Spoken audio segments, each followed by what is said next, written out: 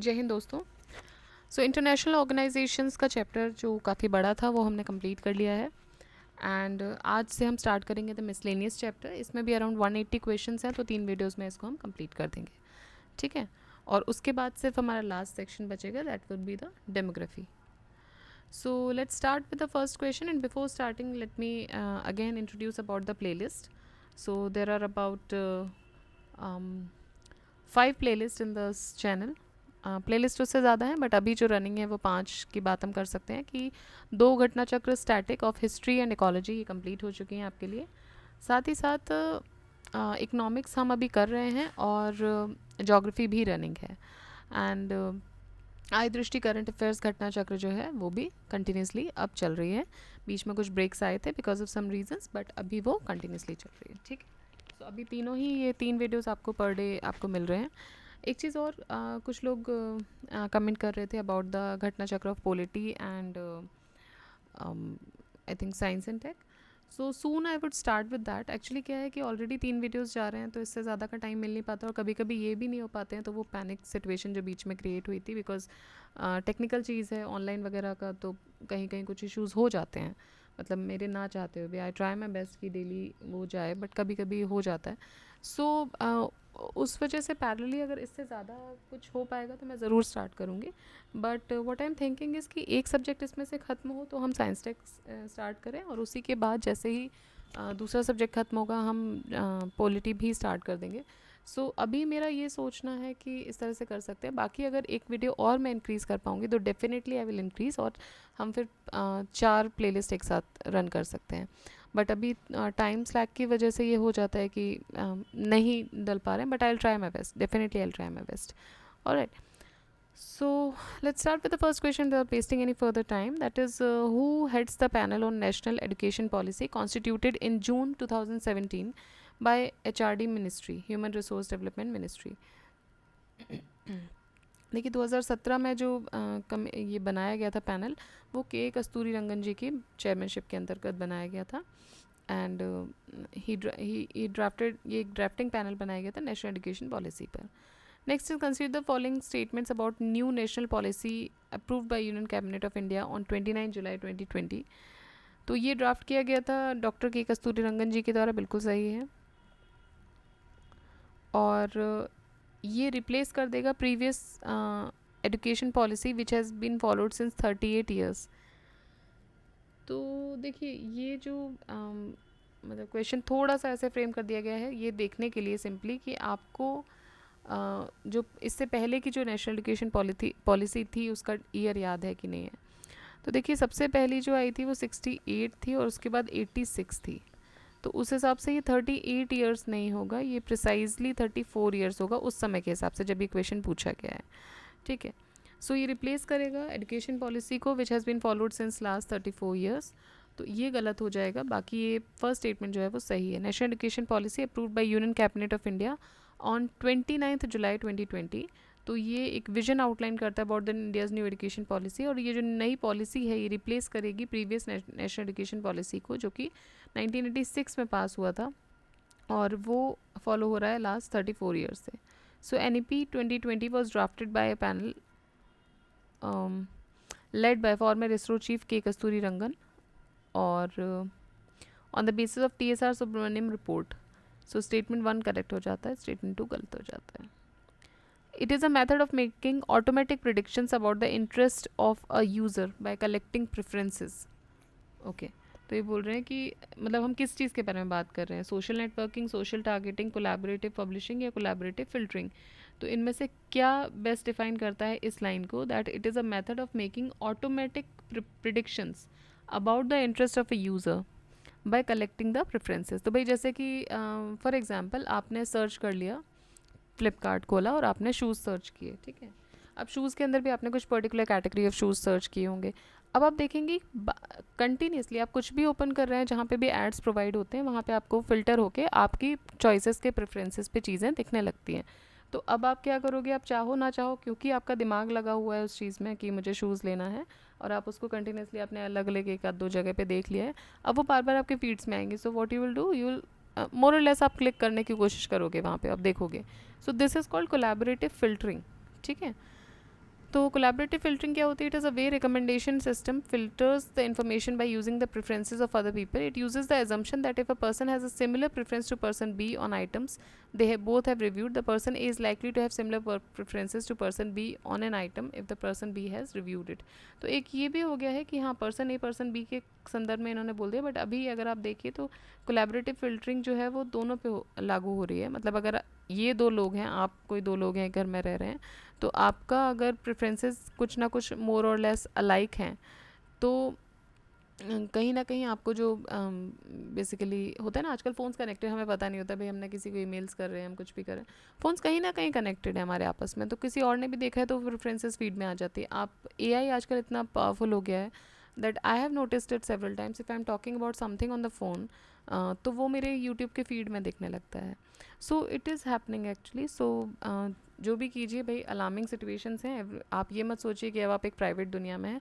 अभी जो हम बात कर रहे हैं, जब मैं वीडियो रिकॉर्ड कर रही हूँ या हम अपलोड कर रहे हैं, आपस में आप कुछ बात कर रहे हैं, you are being monitored everywhere. Although the truth is कि right now we are not that important person कि भाई हमारा कोई फीड इस्तेमाल करेगा, या मे भी कर भी सकता है. बट हाँ, जो लोग those who are the assets of this nation, they have to be very careful. कल को आप एक असेट बनने वाले हैं इस देश के, so you have to be very careful about what you speak, what you you know. Even I think कुछ टाइम में तो ये भी आ जाएगा कि भाई जो सोच रहे हैं दिमाग में वो भी फीड्स में दिखने लगे, हो सकता है. That could be a possible thing.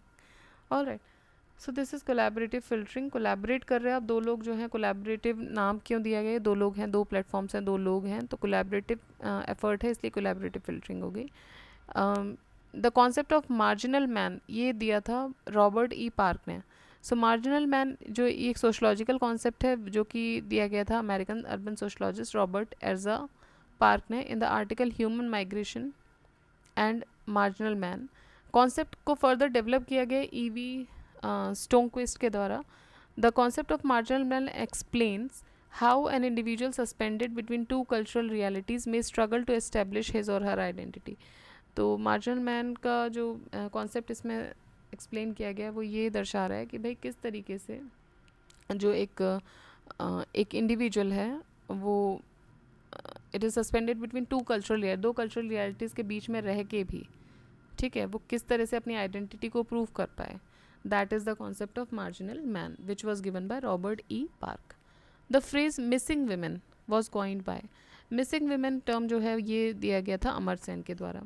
तो भाई 1990 में उन्होंने दिया था. When he showed that in parts of developing countries the ratio of women to man in the population is suspiciously low. तो ये एक टर्म मिसिंग विमेन इंडिकेट किया गया था जो कि that was indicating a short fall in the number of women relative to expected number of women in a region और country. ठीक है, तो ये तो हो गई मिसिंग वुमेन. और पता नहीं इसमें आगे आएगा. I have somewhere heard unwanted girls का एक कॉन्सेप्ट मैंने पढ़ा था, अनवांटेड वेमेन का, गर्ल्स का बेसिकली. सो वो कॉन्सेप्ट ये था कि in the pursuance of a boy, a male child, क्या होता है कि couples continuously they are reproducing, and अगर उनको बेटी होती जा रही है तो वो उसके बाद भी मान लीजिए 5-6 बेटियां हो गई and they are waiting for the 7th child to be the boy. तो इसलिए ये मतलब ये जो कॉन्सेप्ट आया था कि भाई 5-6 में से मान के चलिए कि अगर एक को वो हार्डली एक्सेप्ट, पहला बच्चा है तो हार्डली एक्सेप्ट करते भी हैं कि it's okay if it is a girl, next we will have a boy. But उसके बाद कंटिन्यूसली अगर 5 या 6 बेटियाँ ही पैदा हो रही हैं तो उनको टर्म दिया गया था अनवांटेड गर्ल्स कि भाई आप हुए तो हो लेकिन आप सिर्फ इसलिए हुए क्योंकि ये जो 7वां बेटा हुआ है उसको लाने के लिए आपका जन्म हुआ, मतलब राइट. सो अगर बेटा सेकंड नंबर पे ही हो जाता तो इतनी बेटियां नहीं पैदा करनी पड़ती. सो वो भी एक कॉन्सेप्ट आया था अनवांटेड गर्ल्स का. Although this is a very disheartening thing, very sad thing कि ये भी चीज़ें सुनने देखने मिल रही हैं, but it is happening. So phrase missing women क्या हो गया कि भाई जो रेशियो जो बहुत कम था फीमेल और मेल के बीच में, तो बेसिकली इन्फेंटिसाइड या फिर फीटिसाइड को ये दर्शाएगा. Next, the development of concept of global village is based on. Global village का कॉन्सेप्ट किस पे बेस्ड है? तो it is based on transport and communication development. Transport and communication development. Development of concept of global village is based on the transport and communication development. This term was coined by Canadian media theorist Marshall McLuhan. तो ये जो global village है ये किसने term ये दिया है? Marshall McLuhan. अब देखिए ये भी पढ़ लीजिए क्योंकि जो इस तरह के टर्म्स उनके किसने दिया है, ये भी पूछा तो गया ही है, तो ध्यान दीजिएगा, मार्शल मैकलुहन ने ये टर्म दिया है. The term global village describes the phenomenon of the entire world becoming more interconnected as the result of propagation of media technology and transport and communication development throughout the world. According to Gartner, four-phase maturity model can be arranged in sequence as. So, Gartner के हिसाब से, according to the Gartner, the four-phase maturity model it can be arranged in sequence as. ठीक है, 4 phase maturity model को किस तरह से आप सीक्वेंस में अरेंज कर सकते हो. तो देखिए 4 फेज मेच्योरिटी मॉडल क्या है कि पहले आपके पास क्या आती है, फेज़ 1 जो होगा आपके पास, आपने कहीं से इन्फॉर्मेशन मिलती है आपको. ठीक है, you have gathered some information. उस इन्फॉर्मेशन के आधार पे फेज़ 2 में क्या होगा, आप इंटरेक्ट करोगे किसी से, तो इंटरेक्शन आ जाएगा. उसके बाद थर्ड फेज़ में आ जाएगा ट्रांजेक्शन. ठीक है, यू विल ट्रांजेक्ट समथिंग और द अदर. और फोर्थ फेज़ में आ जाएगा transformation.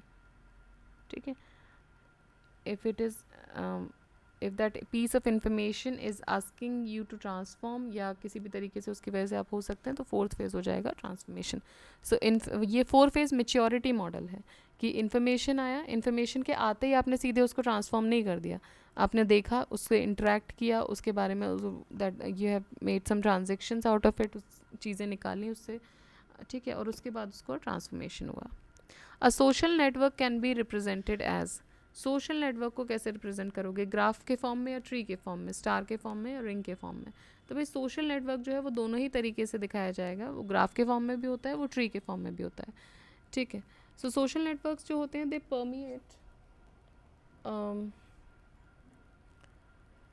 permeate our social and economic lives, and they play a central role in the transmission of information about the job opportunities, और ये critical होते हैं to the trade of many goods and services. Social networks important हैं in determining how the diseases spread, which products we buy, which language we speak, how we vote, etc. So MPPSC answer की के हिसाब से दोनों ही option A और B जो हैं वो करेक्ट दिए गए थे. Who was the first Indian to join as a member of UN Human Rights Commission constituted in 1946? Sarojini Naidu ji, Hansa Mehta, विजय लक्ष्मी पंडित या फिर नन ऑफ द अबव. सो श्रीमती हंसा मेहता जो थी वो एक सोशल एक्टिविस्ट थी और इंडिपेंडेंस एक्टिविस्ट भी थी और साथ ही साथ एक एडुकेटर भी थी.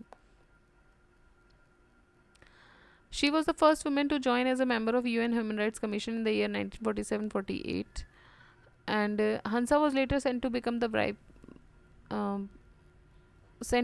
the vice chairman of the Human Rights Commission of United Nations in 1950. So she was also a member of executive board of UNESCO. So Shrimati विजय लक्ष्मी पंडित ने भी रिप्रेजेंट किया था इंडिया को यूएन ह्यूमन राइट्स कमीशन पे 1979 में. ठीक है, Vijay Lakshmi Pandit ji, she was the sister of Jawaharlal Nehru ji. Alright, तो सबसे पहली पूछा जाए तो हंसा मेहता जी हैं, श्रीमती हंसा मेहता. और इसके अलावा विजय लक्ष्मी पंडित जी ने भी जो है रिप्रेजेंट किया था इंडिया को यूएन प्लेटफॉर्म पे. कंपटीशन कमीशन ऑफ इंडिया ये इस्टेब्लिश हुआ था किस साल में? So competition commission of India 2003 में इस्टेब्लिश हुआ था, CCI, और 2002 का ये एक्ट पास हुआ था, 14 अक्टूबर 2003 को ये बन गया था. ठीक है, तो किस लिए आया था? With the goal to create sustain fair competition in the economy that will provide a level playing field to the producers and make the markets work for the welfare of the consumer. ठीक है, तो एक fair competition हो economy में जिससे कि सभी को, जो भी प्रोड्यूस कर रहे हैं कुछ भी, उनको एक लेवल प्लेइंग फील्ड मिले कि भाई एवरीवन इज़ प्रोड्यूसिंग. ठीक है, और अपनी चीज़ों को मार्केट में उतारने का उनको मौका मिले. It is a and make the markets work for the welfare of the consumers. It is the duty of Commission to eliminate the practices having adverse effect on competition, promote and sustain the competition, and promote the interest of consumers and ensure the freedom of trade in the markets of India. Next is, who is the chairman of the Competition Commission of India? देखिए उस समय का question है, 2010 में तो अशोक चावला जी थे. बाकी अभी का चेक करना पड़ेगा हमको कि कौन बन रहे हैं. अगर चेंज हुए होंगे तो याद रखना पड़ेगा. कुछ एग्जाम्स में लाइक आर वगैरह में पूछ भी सकते हैं, पॉसिबिलिटी होती है, बट जनरली नहीं, अवॉइड करते हैं इस तरह के क्वेश्चंस। हाँ, जैसे ये इसमें पूछा गया है, एलडीए में पूछा है, एसएससी में पूछा है, यहाँ ये क्वेश्चंस पूछने के चांसेस होते हैं। तो अगर आप उन एग्जाम्स पे फोकस कर रहे हैं तो बिल्कुल डेफिनेटली आपको पढ़ना है, बट जनरली स्टेट एग्जाम्स में पूछे भी जा सकते हैं। तो इस केस में पूछे जाएंगे या तो करेंटली, या फिर वो कोई बहुत ही बड़ा नाम है, अचानक से उनको कहीं बनाया गया है, मतलब कुल मिला के वो नाम जो है वो आपके सर्कुलेशन में होना चाहिए, या तो तब, या फिर मल्टीपल स्टेटमेंट्स है तो। Alright, next, which one of the following deals with the marketing of milk. So milk की मार्केटिंग के साथ कौन डील करता है? CAC, GCMMF, नाफेड या ट्राइफेड? तो कौन करेगा भाई? इनके साथ करेगा GCMMF। Gujarat cooperative milk marketing federation limited, ये बना था 1946 में। It deals with the marketing of milk, its Amul product is famous. 1965 में national dairy development board set up किया गया with the basic objective of replicating the Amul model. Doctor Varghese Kurien choose किए गए to head the institution as its chairman.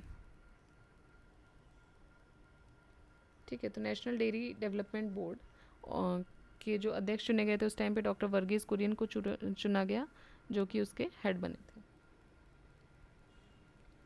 विच, और इन्हीं की जो जन्म दिवस है उस पर वर्ल्ड मिल्क डे भी सेलिब्रेट किया जाता है ऑल्दो। हाँ, ठीक है, next is which state government has signed a pact with airport authority of India to develop villages in Kamrup. ये 2017 में BPSC में क्वेश्चन पूछा गया था। सो ये असम ने उस समय पैक्ट साइन किया था एयरपोर्ट अथॉरिटी ऑफ इंडिया के साथ to develop the villages in Kamrup. अब अगर आपको कामरूप पता है तो ईजिली आप आंसर कर सकते थे Assam. So AAI signed an MOU with Assam government under its corporate social responsibility initiatives for sustainable development of human settlements in village in Kamrup district। ठीक है, तो क्वेश्चन देखिए कहीं से भी कुछ भी आ सकता है, ऐसा नहीं है। करंट अफेयर्स जहाँ हम पढ़ रहे हैं वहाँ हमें ध्यान दे के पढ़ना है कि जो भी डिटेल्ड इन्फॉर्मेशन है उसके अंदर कुछ जो हिडन इन्फॉर्मेशन है वो निकाल पाएँ। जैसे कि जनरली अगर मिस किया कि भाई असम में हो गया है तो कामरूप में हुआ या कहीं और हुआ, या कामरूप नाम ही नहीं पता है आपको लेट से, तो भाई फिर वहाँ पॉसिबल प्रॉब्लम हो सकती है, क्योंकि वह दिमाग नहीं लगना है आपका। ठीक है, next, airport authority of India signed MOU, हमने कर ही लिया। Next is who among the following is the president of FICCI. देखिए फिक्की के प्रेसिडेंट उस समय ओंकार एस कंवर जी थे, और बाकी फिक्की के बारे में जो इन्फॉर्मेशन है वो देख लेते हैं। 2020 में उदय शंकर जी फिक्की के प्रेसिडेंट बने थे। Established in 1927, FICCI is the oldest oldest apex organisation in India. ठीक है, तो ये बना था 1927 में और ये largest and oldest apex organisation है इंडिया का। Who among the following was secretary economic affairs government of India and then became the governor Reserve Bank of India in September 2008? तो ये थे D Subbarao ji. Duvvuri Subbarao was appointed the 22nd governor of RBI from 5th September 2008। इससे पहले जो appointment इस appointment से पहले D Subbarao जी finance secretary रहे थे मिनिस्ट्री ऑफ फाइनेंस में गवर्नमेंट ऑफ इंडिया में। अभी प्रेजेंटली शक्तिकांत दास जी जो हैं वो गवर्नर ऑफ RBI हैं। The newly appointed managing director of IMF, अब ये कब का क्वेश्चन है? ये है 2019 का। तो उस समय Kristalina Georgieva. So current managing director of or the chairwoman of IMF is Bulgarian economist Kristalina Georgieva, who was held the post since October 1, 2019. She was the chief executive of the World Group from 2017 to 2019, और फिर वो acting president की तरह पे भी उन्होंने काम किया वर्ल्ड बैंक ग्रुप का 1 फरवरी 2019 से 8 अप्रैल 2019 तक। Following the resignation of Jim Yong Kim, she previously served as the vice president of European Commission under the Claude Juncker. ठीक है, so she previously served as the vice president of the European Commission under Jean Claude Juncker from 2014 to 16। तो basically अभी आपको जो याद रखना है वो क्या है कि जो मैनेजिंग डायरेक्टर है IMF के वो कौन है? Kristalina Georgieva.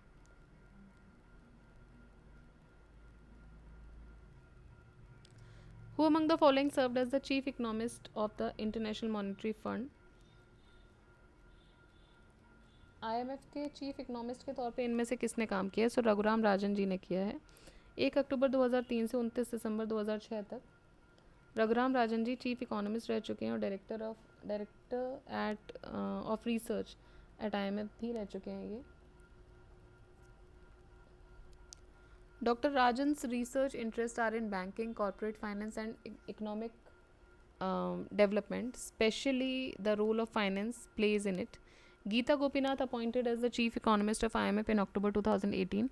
उनसे पहले prior to her appointment at the IMF, Gopinath served as the economic advisor to the chief minister of Kerala also in India.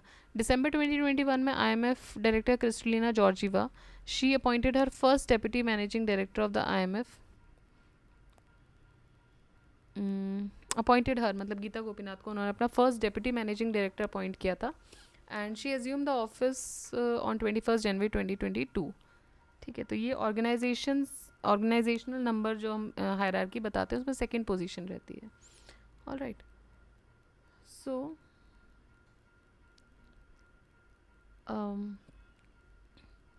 Next देखते हैं which of the following pairs is not correctly match? TS Krishnamurthy, KC Pant, KM Khusro and RC Lahoti.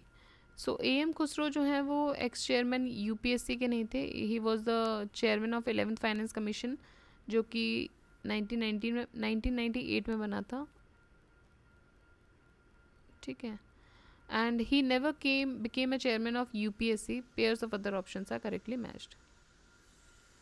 सो ये कभी भी UPSC के chairman नहीं बने।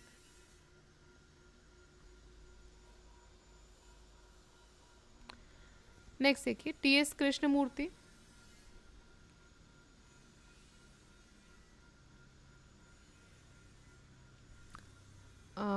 ये ex chief election commissioner रह चुके हैं। KC पंत ये 10th फाइनेंस कमीशन के चेयरमैन रह चुके हैं। RC Lahoti ex chief justice of India रह चुके हैं। AM Khusro was never the chairman of UPSC। So AM Khusro जो थे वो 11th फाइनेंस कमीशन जब कॉन्स्टिट्यूट हुआ था, so he was the chairman of the 11th finance commission 1998 में। Match list 1 with list 2 and select the correct answer using the codes given below. List 1 क्या है? MS Swaminathan, LK Jha, CT Kurien and Morarji Desai. तो आपको इसको relate करना है, इधर social control on banks, dairying, green revolution, heavy industries and taxations. ठीक है, सो देखिए सबसे पहले तो यहाँ से एलिमिनेट कर लीजिए अब ग्रीन रेवोल्यूशन को। So MS Swaminathan, green revolution. Alright,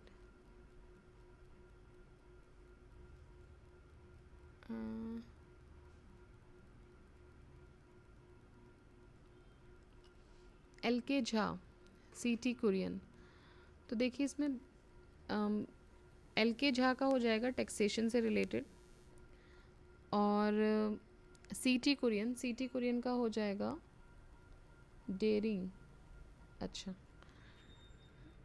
मैं actually answer I am checking it from year. CT Varghese Kurien was the person, they are writing CT Kurien, उनका कुछ और भी नाम रहा होगा या तो, क्योंकि because Varghese Kurien is the father of milk revolution in India. And Morarji Desai, so he is known for his vision of this social control of banks.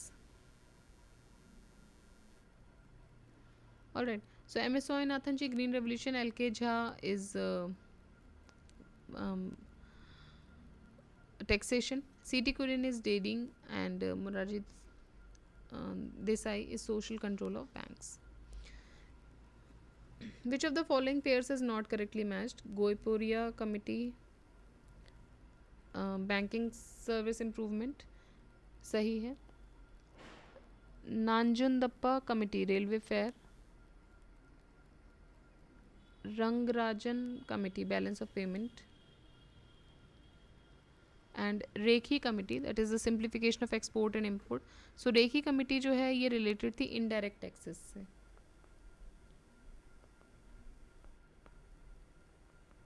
ठीक है, इनडायरेक्ट टैक्सेस से थी, बाकी तीनों ऑप्शंस जो हैं वो सही हैं। Gadgil committee report and Kasturi Rangan committee report sometime seen in the news आज रिलेटेड टू, सो ये वेस्टर्न घाट्स के प्रोटेक्शन के लिए रिलेटेड है।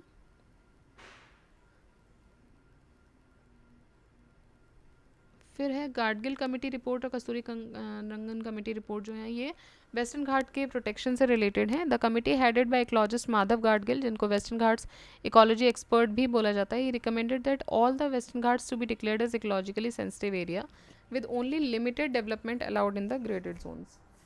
So committee under the chairmanship of K. Kasturi Rangan was constituted to examine this report of Gadgil committee report. So in its report in 2013, Kasturi Rangan sought to balance the development and environment protection and recommended that instead of total area of Western Ghats, 37% जो area है वो ecological sensitive area के अंदर आना चाहिए, पूरा नहीं आना चाहिए। तो दोनों के में अगर मेजर डिफरेंस अगर हम देखेंगे, बाकी तो है ही, बट मेजर डिफरेंस अगर आप देखेंगे तो गाडगिल जी ने ये बोला था कि भाई पूरा का पूरा वेस्टर्न घाट जो है इसको इकोलॉजिकली सेंसिटिव एरिया घोषित कर दिया जाए, बट वेस्टर्न घाट ने ये बोला है कि पूरे एरिया को नहीं, बट मेजरली 37% जो एरिया है वो इसके अंदर आना चाहिए। Match list 1 with list 2 again, Dutt committee, Wanchoo committee, Rajamannar committee और Chakravarti committee. So Dutt committee related है इंडस्ट्रियल लाइसेंसिंग से, वांचू कमेटी रिलेटेड है डायरेक्ट एक्सेस से, Rajamannar committee central state relations और चक्रवर्ती कमेटी मॉनेटरी पॉलिसी से।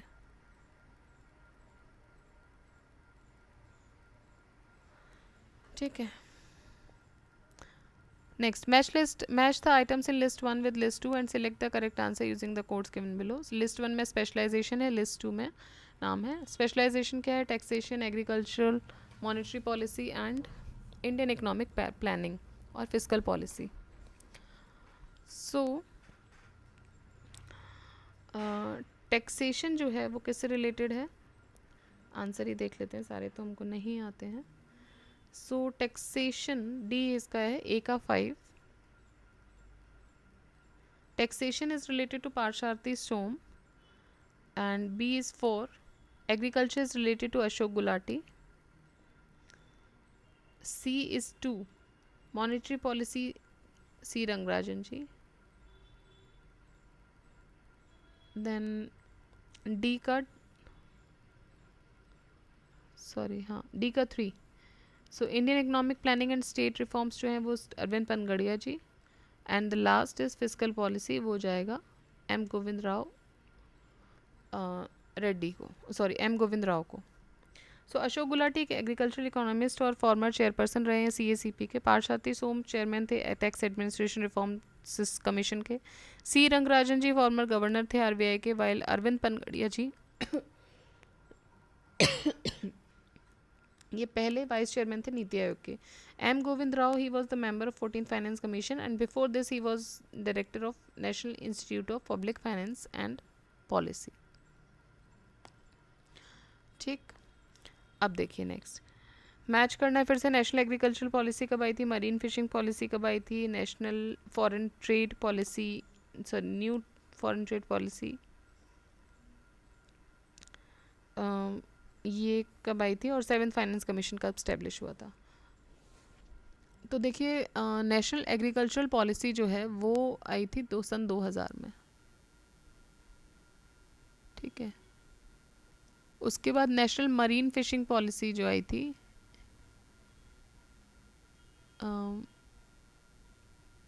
नवीन फिशिंग पॉलिसी जो 14 मरीन फिशिंग पॉलिसी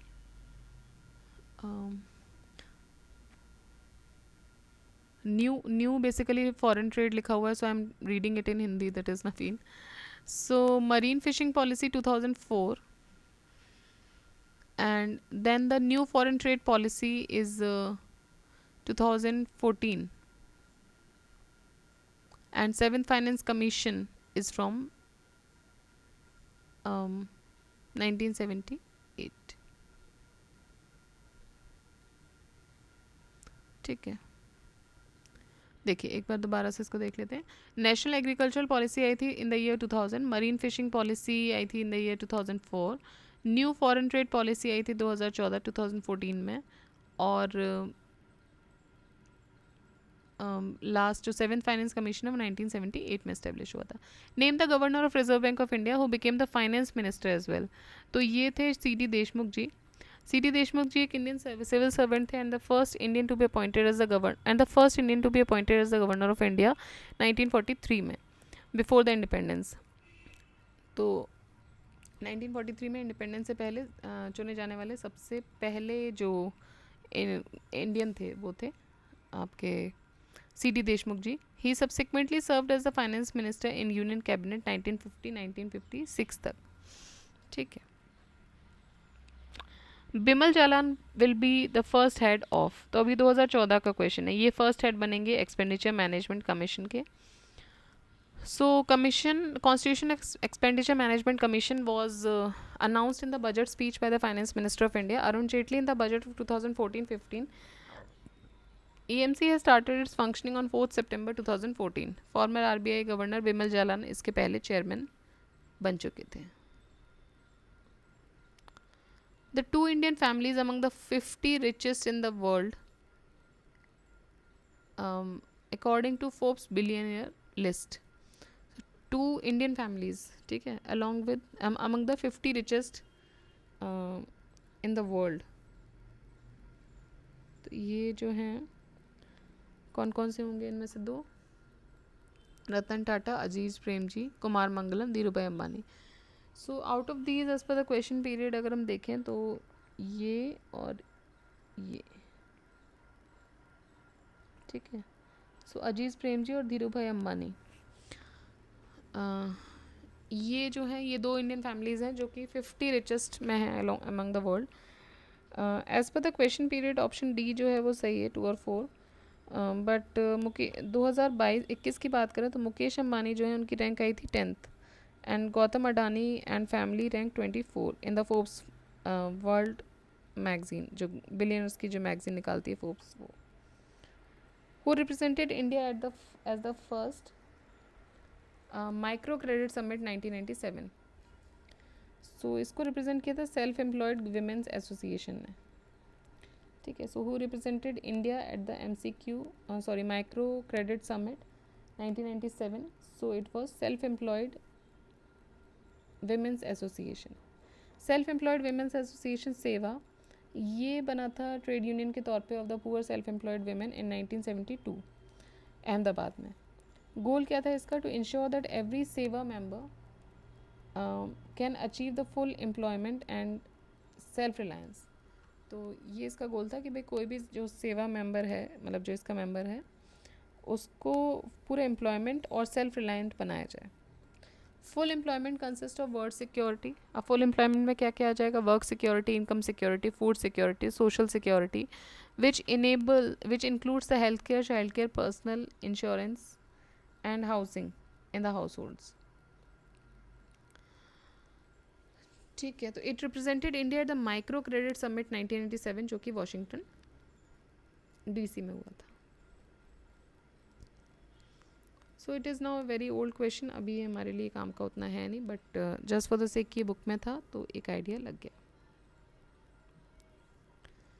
मैच करना है फिर से Zia Mody. This is the most annoying thing, matching continuously. So Zia Modi, Anuradha J Desai, Villu Morawala Patel, Meena Kaushik. ठीक है.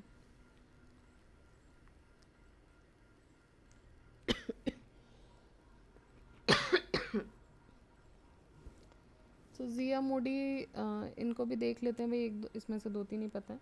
Zia Modi, AZB partner and partners, Anuradha Desai, Venkateshwar Hatcheries, Villu Morawala, ये Avestha Gengraine technologies, and Meena Kaushik ये हैं Quantum Market research.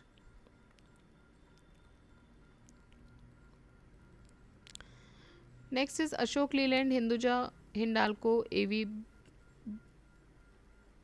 Birla group, Suzlon energy, then Punj Lloyd group.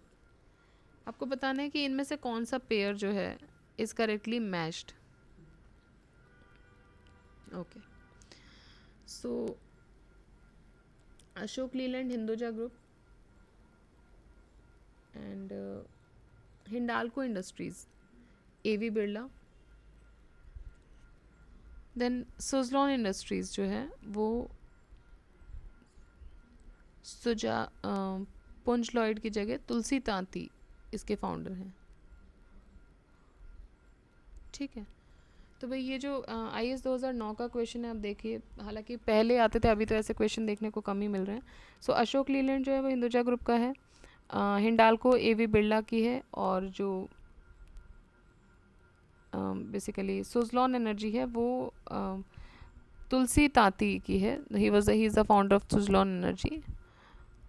It is a wind power company जो कि start की थी 1995 में by Tulsi Tanti. Given below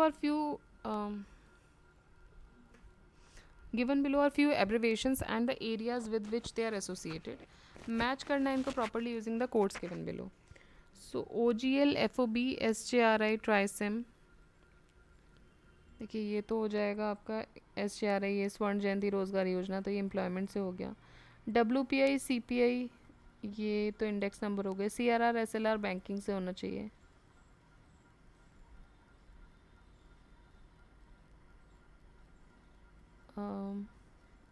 one second,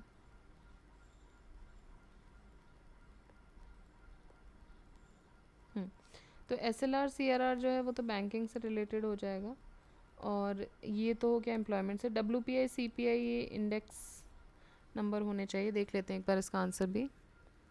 ट्राइसेम is training of rural youth and employment. SJRI is Swarna Jayanti Rozgar Yojana. OGL is open general licence. ठीक है, सो OGL जो है वो क्या है? It is open general license, free on board, a value determined word with related to trade. CRR cash reserve ratio, CPI consumer price index, and SLR is statutory liquidity ratio. Next is, who among the following is not a member of the investment commission formed in December 2004? सो इनमें से कौन नहीं है member investment commission का? सो कुमार मंगलम बिरला जो है वो member नहीं है। उस समय 2005 की बात हो रही है। The then finance minister P Chidambaram he constituted a tri member investment commission December 2004 में। किस लिए? US डॉलर 150 बिलियन अट्रैक्ट करने के लिए investment in the next 10 years. So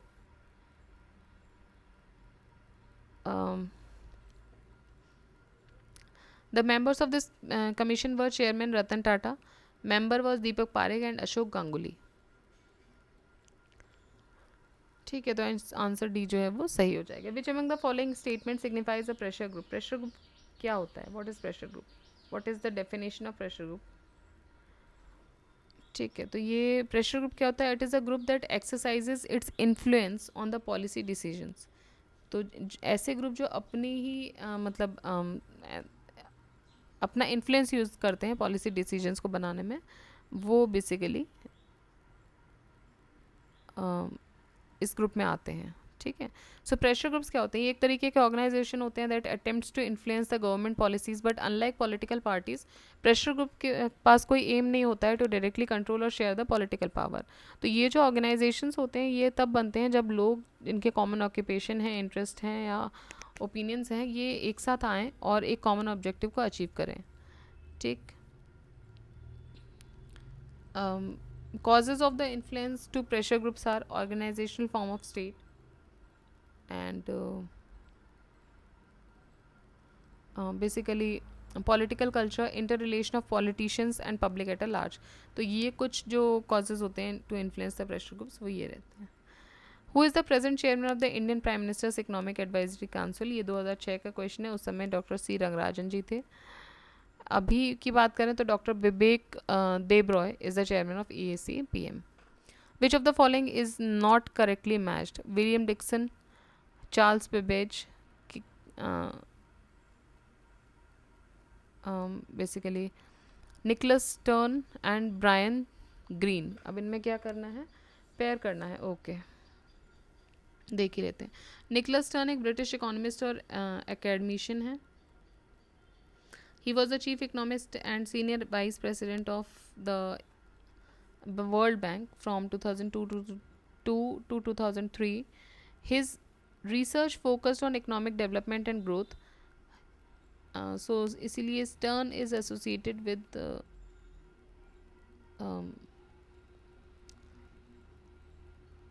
basically economics rather than construction technology. ठीक है, Stern तो construction वाले हो गए। फिर है economics rather than construction tech. Okay, pairs of other options are correctly matched. Okay, गलत हो गया। मुझे लगता है अभी मैं इतने मैच द फॉलोइंग करके ना, इट इज़ लाइक कि जैसे ही देखो तो यू गेट कन्फ्यूज। सो इसको छोड़ के निकोलस स्टर्न जो है वो एक इकोनॉमिस्ट हैं, बाकी सारे सही मैच हैं। To which place did Ratan Tata decide to move the Nano project from Singur. तो इन्होंने डिसाइड किया था कि सनांद पर इसको मूव करेंगे।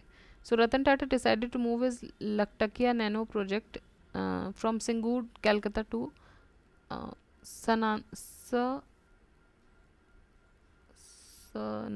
Sanand Gujarat.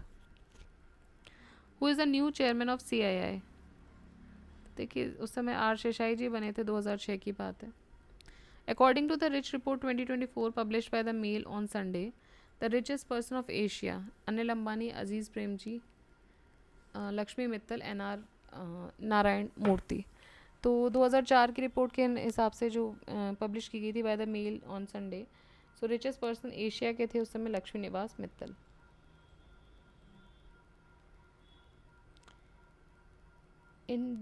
The Indian economist who is a Nobel Prize winner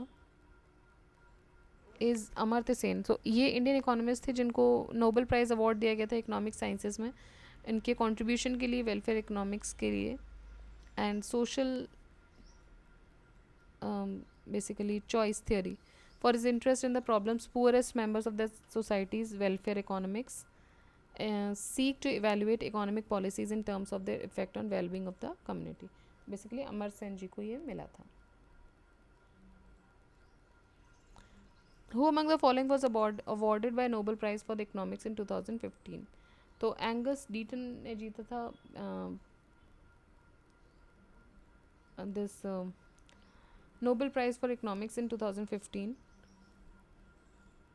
हम अभी रिसेंट का ही पढ़ेंगे। विच among the following authored the book India's Economic Policy, the Gandhian Blueprint? तो ये किसने लिखा था इसको? ये लिखी गई थी चरण सिंह जी के द्वारा। ठीक है, so book India's economic policy the Gandhian blueprint is written by former prime minister of India Chaudhary Charan Singh. Match करना है लिस्ट 1 को लिस्ट 2 के साथ। Inequality reexamine the price of inequality, what can be done to the economics, what can be done, sorry, inequality, what can be done, okay, and the economics of inequality। ये books के नाम है basically. कहने का मतलब ये है कि इसके ऑथर कौन कौन है ये आपको बताना है। तो इनमें से अमर्त्य सेन जी की तो फेमस है, that is inequality reexamined. ठीक है, price of instability and inequality what can be done. तो प्राइज ऑफ इंस्टेबिलिटी के राइटर हैं Joseph E Stiglitz. Inequality, what can be done, is written by Anthony B. Atkinson, and Economics of Inequality is Thomas Piketty. The Banaras Hindu University was established by, so it was established by Madan Mohan Malaviya ji. PHU एक internationally reputed university है जो कि वाराणसी में situated है। This creative and innovative university was founded by great nationalist leader Pandit Madan Mohan Malaviya in 1916 with the cooperation of great personalities like Annie Besant, who viewed it as the University of India। ठीक है, सो ये हुई Banaras Hindu university की बात। फिर है who was the prime minister of India when India had to pledge gold in foreign banks.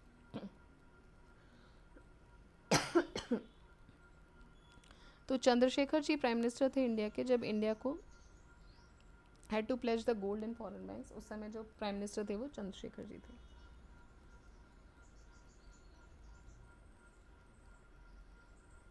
Jayant Patil committee is related to, Jayant Patil committee related है development of scanty rainfall area. तो ऐसे एरियाज जहाँ पानी बहुत कम आता है, सो उस मतलब बेसिकली स्कैंटी रेनफॉल एरियाज़ के ऊपर जो एक कमेटी गठित की गई थी वो थी Jayant Patil committee for the development of scanty rainfall. The chairman of this committee was Jayant Patil. ये प्लानिंग कमीशन के मेंबर रह चुके हैं। It was empowered for laying down a future plan of 25 years. तो 25 साल का फ्यूचर प्लान भी इन्होंने एक लेआउट मतलब बेसिकली प्रिपेयर किया था। With what subject is Raghurajan committee connected? So Raghuram Rajan committee is connected with financial sector reforms. So Government of India constituted a high-level committee on financial sector reforms under the chairmanship of Raghuram Rajan in the year 2007. Which among the following released the citizenship's guide to fight corruption? तो ये CVC ने निकाला था, ठीक है। Citizenship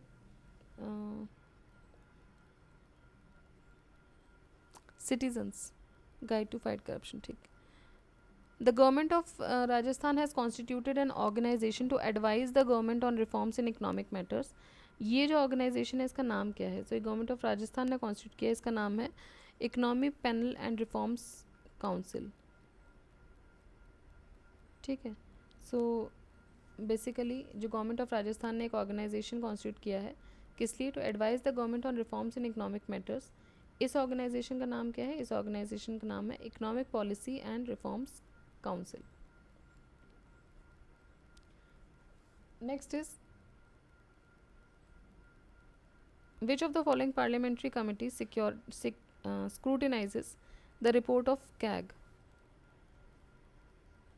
तो CAG की report कौन स्क्रूटिनाइज करता है? तो ये है pack, public accounts committee. Public accounts committee scrutinise करती है appropriation the account of grants with the